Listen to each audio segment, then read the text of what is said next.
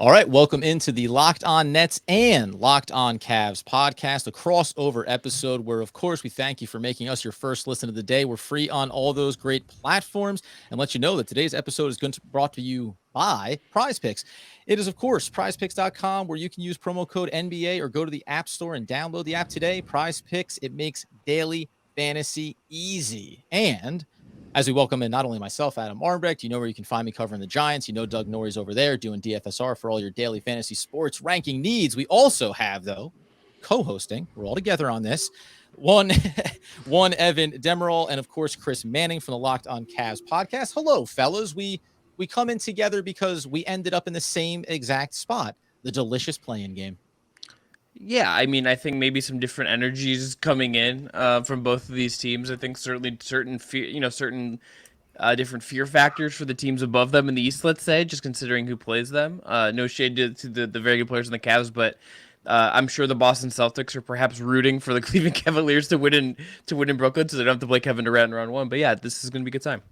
Chris, I don't know about that. One of our listeners in our Discord server said that they'd rather play Miami than Boston because of the lack of Bam Adebayo, and then several users came in hot saying that they'd rather play Boston because they think if Jared Allen came back, they could shred apart Boston on the interior of no Time Lord out there. Who knows? Okay, I like delicious though. It's a good way to describe it. But here's the thing: how many of those people have actually watched the Boston Celtics since they became like the '96 Bulls? Listen, all of our dedicated listeners are some of the most educated Cavs fans in the sphere. Love them dearly. The way you're using your hand is 5 very stars, concerning to me, just so you know. and it means a lot. But yeah, we fight like an old married couple. How are you guys doing? We do the same, so this gonna be a good vibe. We could do a sort of a host swap, and then they could follow the cameras around to see if everyone treated each other the same way. Because I got the vibe off camera. I was like, these guys have a very Adam and Doug vibe to them that I'm just not gonna probably put on display now, but I'm feeling it. Spent 8 hours with Evan yesterday. It was a long time with. It was guy. a good 8 hours though. We had so much fun. I didn't even think about how long we spent together. It's about team building. They call that team building exercise. Trust falls. I'm sure we're involved there as well. Yes. Mm-hmm. But as you said, different energy coming into this. So it felt like this is the jumping off point of the Brooklyn Nets have had their tumultuous season.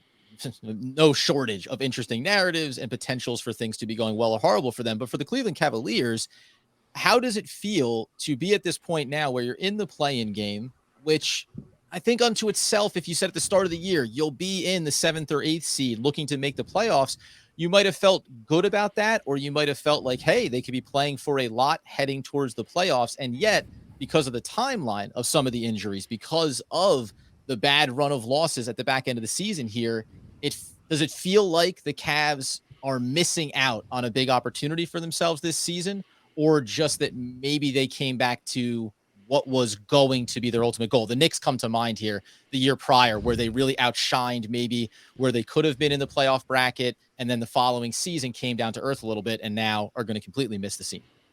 Chuck, do you want to tackle this one, or do you want me to go with it? Yeah, I can go first. I think the Knicks thing is an interesting point of comparison because the Knicks obviously kind of overachieved. Mm-hmm.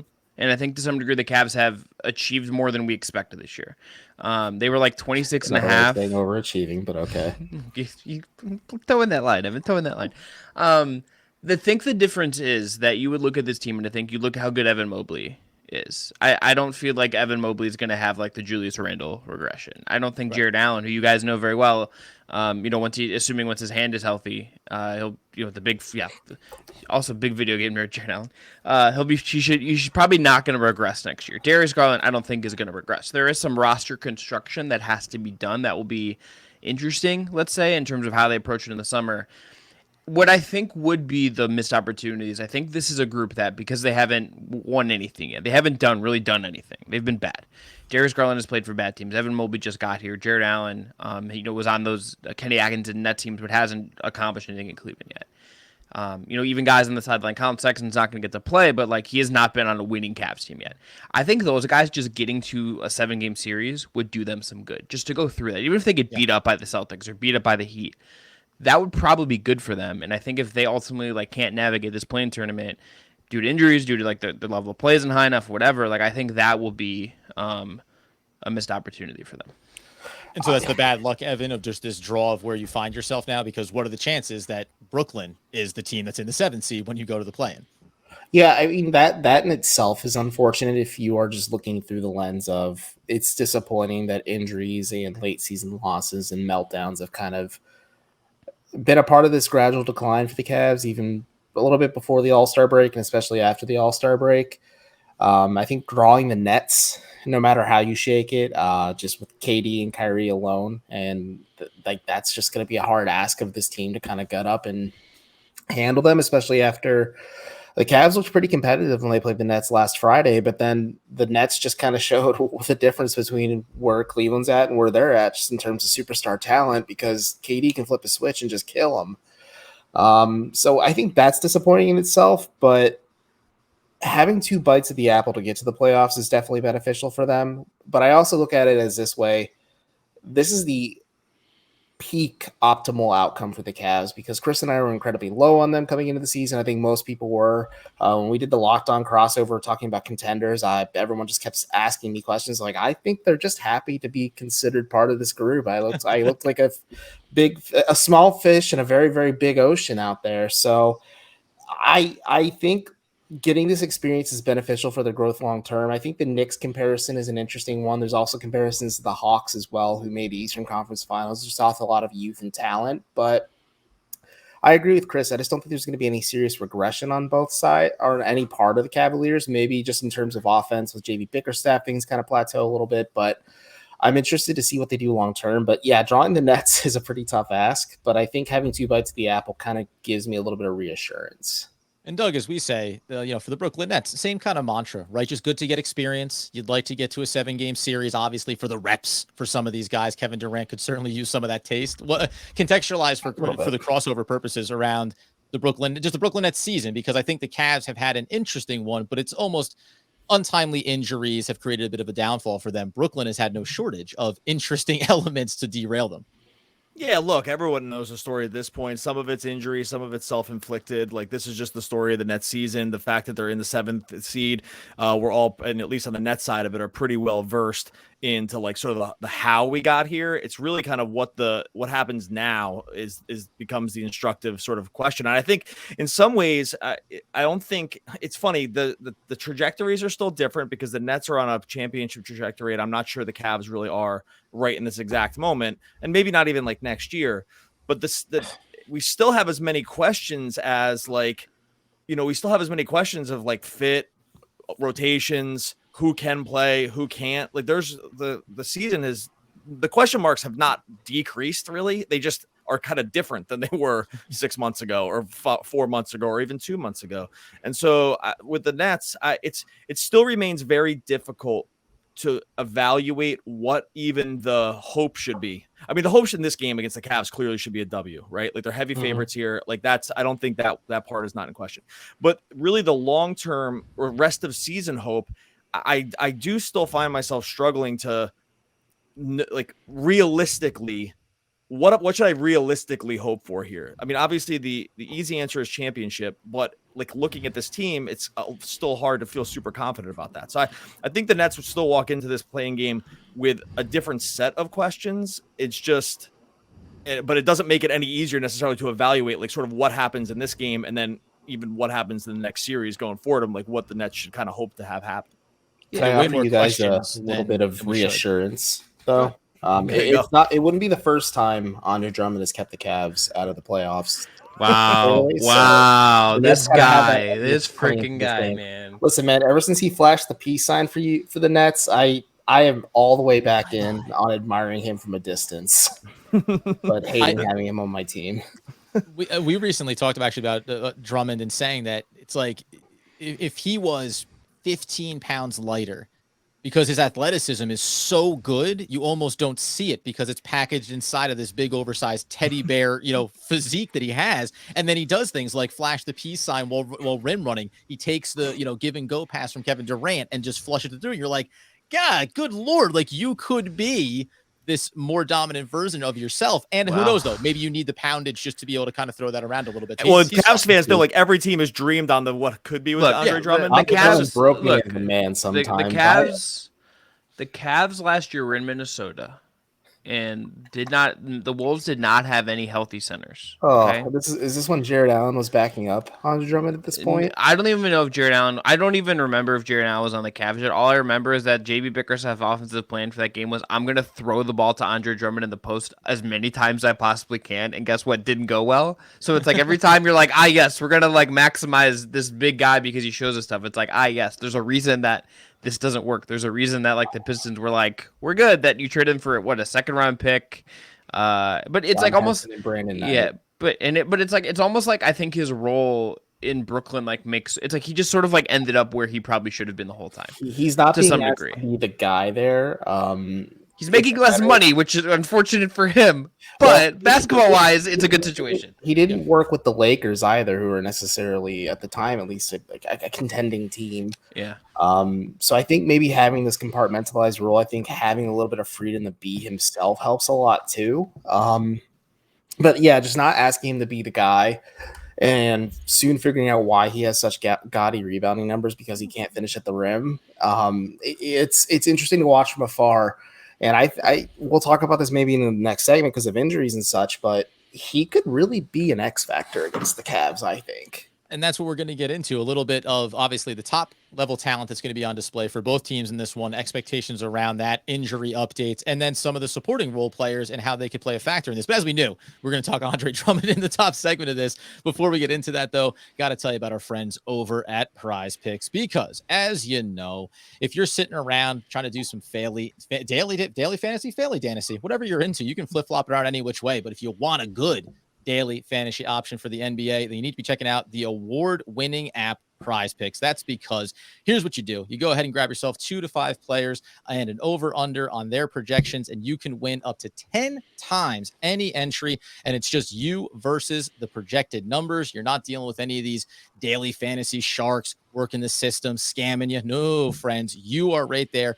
going up against the board. Entries can be made in 60 seconds or less. That's how easy it can be. And PrizePicks is, of course, safe and offers fast withdrawals. So when you win that cheddar, you get it in your pocket as quickly as possible. PrizePicks offers any prop that you can think of, from points scored to rebounds, even steals, and PrizePicks doesn't just offer NBA. They also have options for college basketball, college football, NFL, MLB, soccer, MMA, and so much more. For a limited time, you go over to PrizePicks. They're going to give you an exclusive no-brainer of an offer for all of our users. You will get $50 for free if any player that you use on your first PrizePicks entry scores a single point. You take Kevin Durant. You could take Kyrie Irving. You could take Andre Drummond if you're so inclined. One single point, you're going to get yourself a $50 free win entry for yourself, but you must use code NBA. That's right. This is an exclusive offer available for Locked On fans. Sign up today and use the code NBA for $50 for free. And if a player in your first PrizePick entry scores a single point, you win. When you're done with that, head on over to betonline.net, your number one source for all your betting and stats info. You go to BetOnline right now. And if you're looking at this playing game, -8.5 for Brooklyn at home. I think the number was somewhere around this last week when they played the Cavs. Eventually did cover that number. Not something the Nets have done a ton of this season, but right now, -400 as well for the Brooklyn Nets over the Cleveland Cavaliers over at betonline.net. BetOnline.net's your best source for sports development, league reviews, news. They have the playoffs, got MLB action rolling, hockey as well, MMA, all the sports got you covered. BetOnline's your continued source for all your sports wagering information, live betting as well. Head on over to betonline.net today. Use your mobile device to learn all the trends and actions. BetOnline, where the game starts. And where we start talking about this play-in game, the big 7-8 matchup, it's the top talent that'll be on display for both sides. When we don't have to get into the matchup specifics yet, because we always talk about, Kevin Durant and Kyrie Irving. Well, they get theirs. So the idea of the way in which you want to stop, quote unquote, or limit these guys can be a bit of a minefield. But how do you look at, we'll start with you, Evan. How do you look at the Cleveland Cavaliers and saying, Darius Garland, how can he dominate this game? How can a player like Mobley dominate this game? And then ultimately, we know we're going to talk about some of these injuries, but are there more than those two key figures when you think about top talent on this roster coming into this game that can have a major and significant impact wire to wire? Yeah, I think when you're just talking in terms of top talent, those are the two pieces of Cleveland's big three that they've kind of built organically over the last 3 years or so. For Darius Garland to kind of make a difference, you have to really see how Brooklyn defended him in that game on Friday. Maybe try and get some of those mismatches. Maybe try and get Bruce Brown off of him a little bit. Make the Nets have to work to defend him, and I think it's going to be a lot of heavy pick and roll. The Cavs have a plethora of bigs that can sometimes set screens, whether it's Markkanen, Mobley, even Moses Brown, who might get minutes as well. Even Ed Davis too, who could maybe even get a cup of coffee in an appearance as well. Like, the Cavs have some weapons and some ability to peel defenders off of Garland so they can kind of get easier shots for him and just kind of create shots for him outside the arc as well. Because if you're Brooklyn, there's a pretty easy strategy to stop the Cavs and stymie them offensively, and it's just cutting off the head of the snake with Garland. I think Milwaukee's shown a good example of it by throwing Jrue Holiday at him, just kind of making his life hell for the entire game. The Heat did it with Jimmy Butler and Kyle Lowry.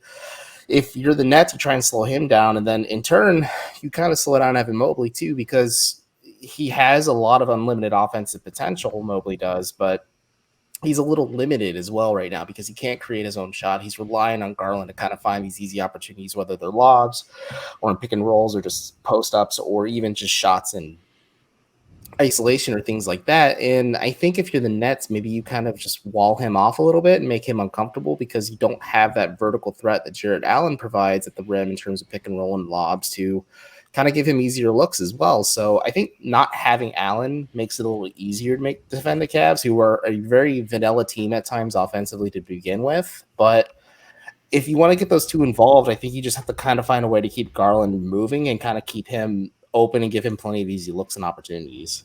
Before we talk about defending them, and we'll go to Chris around Kevin Durant and Kyrie Irving. Doug, we watched that game, the last game for the Brooklyn Nets, the career high in assists for Kevin Durant. Do you think that this is a game where Kevin Durant and Kyrie Irving just come out and say, hey, it's gun blazing? We've talked before about how they kind of take turns about who's going to be the dominant scoring force. Or can Kevin Durant in a game like this afford to approach it the same way and say, listen, the attention's going to be on me, and I'm going to be able to have Kyrie play off ball, and he can execute, and I can also get the likes of Bruce Brown and obviously Seth Curry and Nicholas Claxton, that connection that we've talked about, get them involved first and kind of worry about when I need to put my foot on the gas if it's required. Yeah, we have a pretty good proxy just because they played, 3 days ago or whatever, to see how the Cavs at least planned to kind of try to hold up on Kevin Durant. It didn't really work at all. Like, they used Markkanen a lot on him. He had #no chance against against Durant in those one-on-one matchups. Specifically, Durant just completely roasted, eyes lit up, roasted him when that was sort of like the half court matchup that Markkanen got assigned. And these guys know, the Cavs have a really nice team. And in some ways that they're similar here because they just don't have I would call a great wing defender among the same size that can, and most teams don't for a guy like Durant. So it's not not like any team really has this, but you can have guys that are a little further along on the spectrum. Right. And so and that's where, frankly, I'll be honest with you, the Nets really don't have this player either. This is why they need Simmons really bad. But, we kind of saw what happened in this last game where it's like, if you're going to be able to get KD to his spots pretty easily, which he was able to do not too long ago against this team, then he was ultra efficient, 11 for 20, got to the line 10 times, which even for him is a decent amount. He was just a real problem, and even more of a problem for the Cavs in some ways than he has been for other teams. So I don't think it's a one or the other. I don't think he needs to operate in a get everyone else involved first if it's just going to be easy like it was last game. But it is good to know that he has the other piece in his bag, like Adam and I have talked about a bunch, where the offensive facilitation has been of a much different ilk lately for him around the assists and just getting other guys involved, slip passes and whatnot. So I guess I'm just not as concerned, but I might be also just looking a little too short term in the one game sample size that happened recently where it was just very easy for him. Chris, who's the guy that you haven't been talking about in the Cavs all year that's the clear-cut automatic Kevin Durant stopper? We all know a team. Everybody has one. They just don't use them until they really need it. Well, he tore his meniscus, but Dean Wade, my guy, would have been the answer. Here's the thing. The Cavs, what they're going to – I can pretty much – they did this the other day, and it's what makes sense. They're going to put Okoro on Kyrie, and they're going to say Okoro's going to chase around Kyrie, and that makes sense. I think Dragic being healthy for this game – adds another wrinkle to this that's going to put a lot of pressure on Garland to defend. It's going to put pressure on Karis LeVert to defend. I think they're going to put Mobley at the 5 against Drummond, and I think that's going to leave Lauri Markkanen on KD. And I think we've seen this dating back to a recent Cavs-Lakers game. Lauri Markkanen Lauri Markkanen has had success as a defender this year as a 3 when Jared Allen and Evan Mobley are backing him up. And what they will do is say, okay, you're going to screen me, you're going to try to attack me in a pick and roll, you're going to attack me in whatever. Evan Mobley's going to switch on you. Have fun with that. Have fun with Jared Allen switching on you. When you take away that one layer, even that one layer, Markkanen becomes so easy, I think, to pick on. And it wouldn't surprise me if KD just comes out gun blazing, drops 40, and like it's not like he is the engine of everything for Brooklyn, because like Markkanen is big. He will do his best, whatever. He just like there's like no one in the world that can really guard KD, really, right? Like that's. The Cavs know that. They saw him in the finals with the Warriors when he hit some just insane shots just pulling up. But, like, Markkanen's going to have a massive problem. And I wonder – I would wonder if – and they haven't done a lot of this year. But if there's ever a time for JB to try something crazy just to see it, like if it's the more of the zone they run with Mobley at the top of the key, if it's trying Mobley on Durant and saying, Lowry, just box out Andre Drummond. You're like 7 foot and 240 pounds. You should be able to do this somewhat. I wonder if you see some of those wrinkles just to try to throw a different look at KD for a second. And just I'm glad you mentioned that too, because that is actually one problem amongst some problems here. But where the Nets offense have stagnated the most at times this season is when other teams just go only zone. For some reason, the Nets have really struggled. Well, if you're KD and Kyrie and you have 3-point shots staring you in the face and you're like, yes, I am one of the whatever you think of yourself. KD thinks he's probably the best player. Kyrie probably also thinks he's the best player in the world. You probably stare at those shots and are like, yes, I'm just going to take those. And like, if you're the opposing defense, you're kind of cool with that because it's different than KD getting to the rim or Kyrie doing Kyrie stuff and getting to the rim. That's like the one area where limited defensive personnel has been able to sort of at least speed bump the Nets offense because they end up stagnating too much into this ISO stuff, and it just looks like everyone is treading water for a long periods of time. So I wouldn't be shocked if the Cavs did employ that because the Pacers just did it. I mean, almost every team has done it. It's just how long they can stay committed to it. Like that's really more the question. But every team has tried it. Mobley maybe allows them to do that because you will just see him planted at the top of the key in a 3-2, and he's long as hell. He sets the tone of that. The whole zone is built around him being able to be like 3 places at once, seemingly, because he's so long and covers so much space. So that and Bickerstaff likes to use a box and one that the Wolves use with Kevin Garnett, like as a bit of a throwback. And I don't think they'll use that without Allen out there. But like to Chris's point, Mobley's like the linchpin for the Cavs defensively. And especially with the lack of obviously Jared Allen being out there as well. Get into I want to ask one more question on Garland specifically, but then some of the role players here, because I think this is where for a team in the Brooklyn Nets that aren't necessarily they are high level deep, but they are not second level deep. So talking about some of those guys like Seth Curry, what Cleveland could try to do, how much they'll try to pick their poison with them. And then again, this piece on Garland, I just wonder about how high his motor can run throughout this entire game. But before we do, let me tell our friends over at rockauto.com. Good Lord. I ask Doug this question all the time. I'm going to bring in the entire panel. Chris, how many car parts do you think there are in a vehicle? A lot, like just a ton. Some that I don't even know exist. Exactly. And Doug says 10. I say it's at least 100, maybe even the thousands. The bottom line is you go over to rockauto.com, you save yourself time and money when you're using Rock Auto. Why choose to spend 30, 50, or even 100 times more for the same parts from a chain store or a car dealership? You go into the auto parts store, you say you need a headlamp for your car. They go back, they knock the dust off, they give it to you, they supercharge you, and you say, maybe it's right, maybe it's wrong. You have a computer, you can look it up, and you can guarantee you're getting the right part for your car, make, and model. Rock Auto is a family business, and it's doing service for those do-it-yourselfers like you and me and Chris and Evan and Doug. We all know we're out there tinkering around as much as we would like. You head over there, of course, and you can go ahead and use their easy-to-use drop-down menu to find the make and model of your vehicle and the parts that you need. Go to rockauto.com right now to see all the parts available for your car or truck. You're right, locked on in their How Did You Hear About Us box, so they know that we sent you. Amazing selection, reliably low prices, all the parts your car will ever need. rockauto.com. So the quick follow-up just on Garland, can he go full 48? Can he continue to get his looks? Can he get his shots? Because if the Cavs are going to, as we'll talk a little bit of prediction here and also discuss the injuries around both of these teams and the benefits for Brooklyn, but can Garland just go and get his for a full 48? Because if he's not doing that, then I think we already start to downgrade what is the Brooklyn Nets -8 opportunity. If Darius Garland doesn't play well, the Cavs have no chance in hell. And I think Garland is a That got top dark fast. Like you're going to be seeing Rajon Rondo having to initiate the offense. You're gonna watch Rajon Rondo try and bowl the ball down the court. They're gonna like post up Larry Markkinen, and I will be like, that's never worked. That's never worked ever. Why are you doing this? I don't understand this. Chris's dad has a funnier assessment. Not safe for the pod. He was out from day one. Shouts to my father. But if Garland's like somewhere between like a top 10 and 17-ish player in the East, like he's that good now. But they've asked so much of him this year, and like this is one of those games you're gonna ask the world of him again, and like he has to coax every bit of value, not just out of himself, but out of Mobley, out of Markkinen, out of Okoro. Like it's asking a lot of him, and if he doesn't play really, really, really well, I don't know how they win this game, to be honest with you.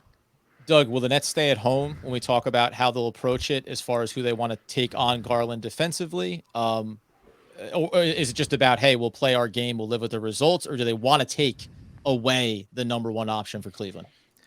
I got to be honest with you. I was going back through this box score after, and I would have sworn that Darius Garland hit way more 3-pointers in this game. It was only 3 for 6. It felt like 10 for 11 and maybe that's just me being sort of ruined by what other teams seem to do against the Nets, which is hit big shots in moments. And I think that's just a little too much fandom in me. I think there's no secret as to why Bruce Brown played 40 minutes the last time these two matched up. Bruce Brown's been very, very good. Like he's been very, very good lately, and he's earned every single bit of playing time, especially being able to, hit threes and whatnot. But I think the 40 minutes here was specifically because he's the one sort of point of attack defender that can just go out there, because they just have the Cavs engine just runs just directly through this guy. And so if you just know that that's what's going to be the case, then you just have to keep a guy like Bruce Brown out there for as long as stretches as possible, because he's your best opportunity to stop him. So I think you'll continue to see that piece. Like with guys like Garland, you really are only hoping, and we say this with Durant and Kyrie all the time too, you're really only hoping to slow them down. Like it's going to be impossible to fully stop them. Especially because Darius gets to the rim so well, and he's just so dynamic and just so sort of singular in the way that he scores, which is why the Cavs are really still very good. But I think we'll see a ton of minutes from Bruce Brown. I think they really actually can't afford to take him off the court for too long with Darius out there. So I wouldn't be shocked if we even saw him run like 42 to 44 minutes or as many minutes as Garland was out there, because I think they're going to need to. So I think that's generally probably going to end up being the plan. It's not a super high level thought around defensive schemes, but they just have this one guy, and Bruce Brown, for what he is a super disruptive defensive player. The other one thing I will just say about Garland is that no Allen. Mobley is maybe like arguably already better than Allen. He's that good. The one thing he's definitely not. I said arguably, Evan. Relax. Okay. You know this isn't a new take, buddy. You talk to me every day. Come on. Mobley is not at the level of Allen as a lob threat. So much of the Cavs' success this year with Garland getting downhill was Jared Allen's really tall and will dunk anything that he can get his hands on. And Mobley doesn't quite have that in him yet. He will have some. And like Drummond is a guy that I think if you pick on him a little bit, I would like to, if you pressure on that pressure point a little bit, I would maybe want to see what you could do with that. But the Cavs offense doesn't have the same finishing kind of go-to thing. Like, they've never quite found something they can just lean on when they need a bucket. Like, the Nets have KD, they have Kyrie. They can just go to those guys, run iso, run a pick and roll, and it's fine. They'll do that with Garland. They'll try to do some stuff with Kevin Love. But they don't have that two-man action that they really had with, I don't think at least, that they had with Garland and Allen. It's not the same with Garland and Mobley. It's effective. It's just not nearly as efficient as they had when Allen was just crushing dunks on everyone's head. Oh, Allen, the fro with the kung fu headband. It's just, we miss it. We even now you miss it. Sometimes even more, because you realize the thing that the Nets lack would be a player like Jared Allen.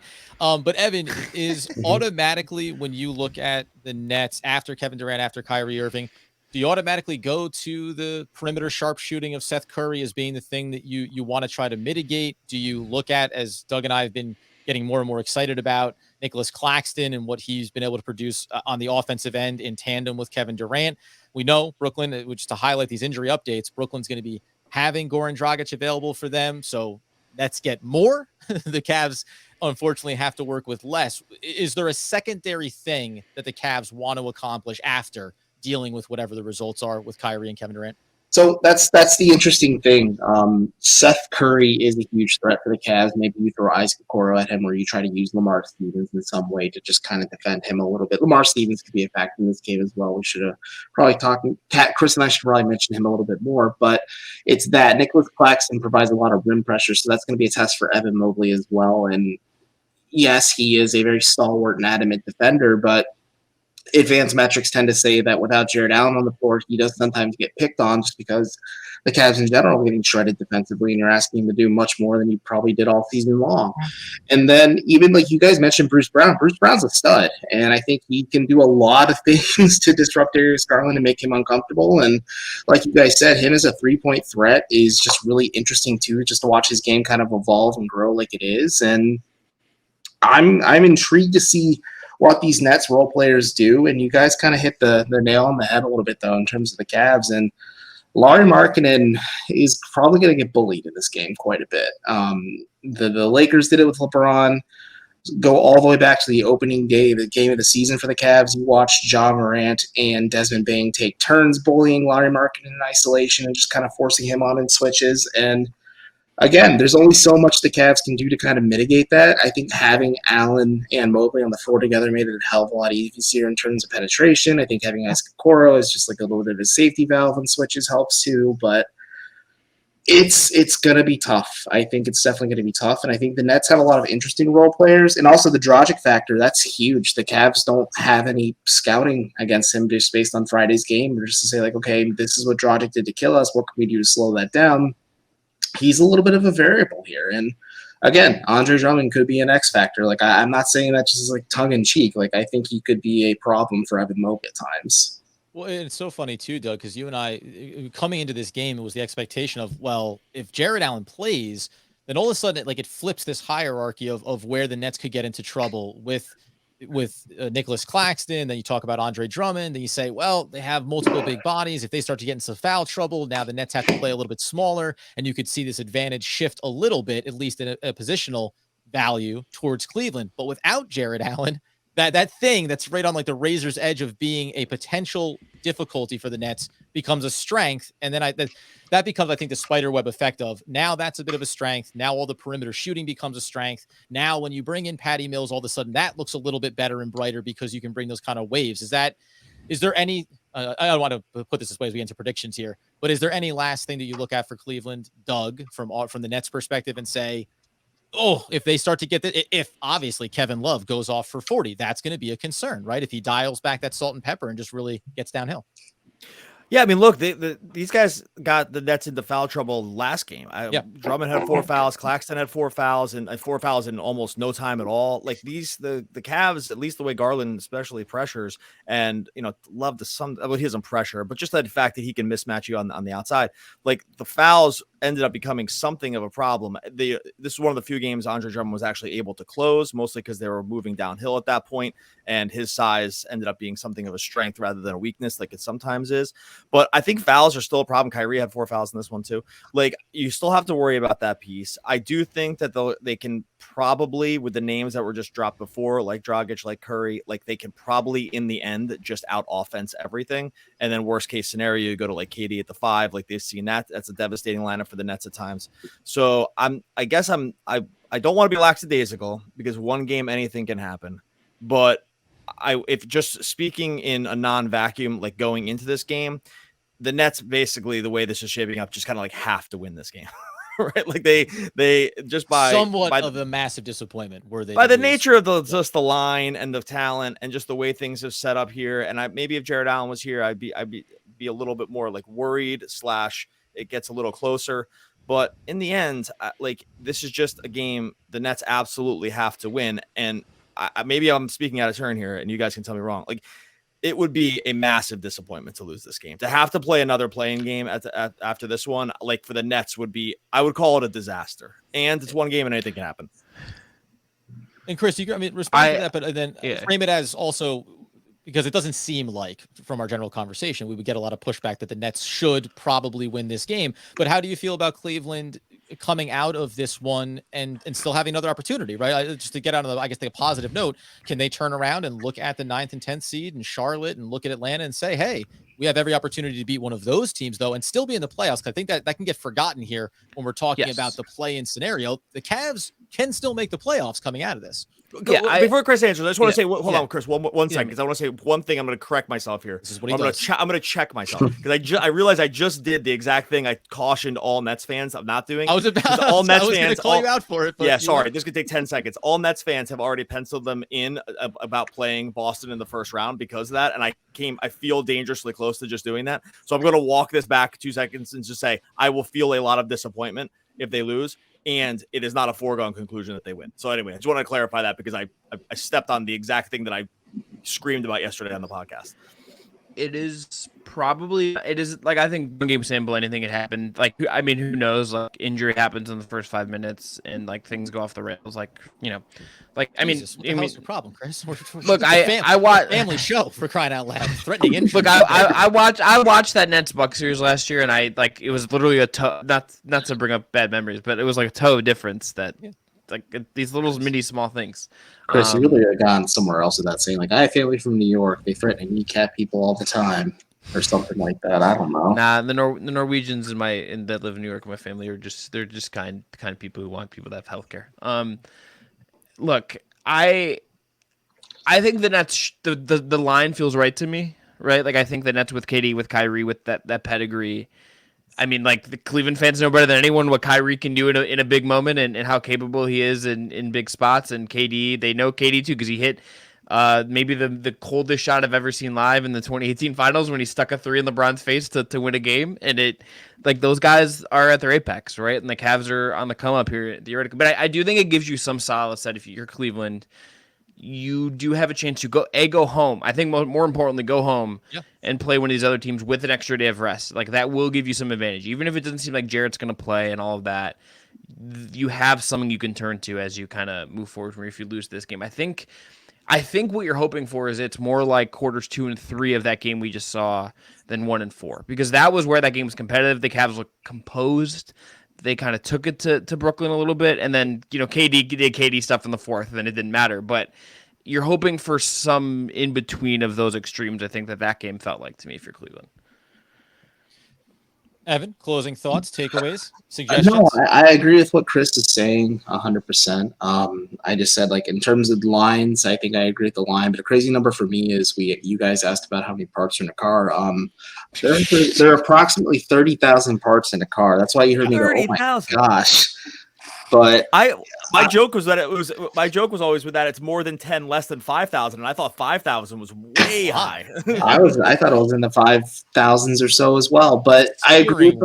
Blinker. I don't know. After that, but I agree with Chris's assessment, and I think if you're the Cavs, you go in, try and be competitive because, like Chris said, in the second and third quarter, the Cavs did not seem like they were overwhelmed by the moment. And then again, Kevin Durant kind of flipped the switch in the fourth and just absolutely killed them.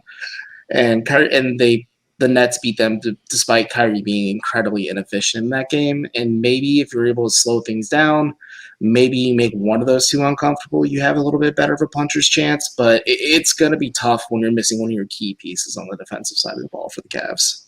Yes, sir. We'll see what happens as it shakes out later tonight when you're hearing this on Tuesday morning. The Brooklyn Nets hosting the Cleveland Cavaliers in the 7-8 playing game for the honor of going to the playoffs and seeing if you have to play one more to try to get the job done.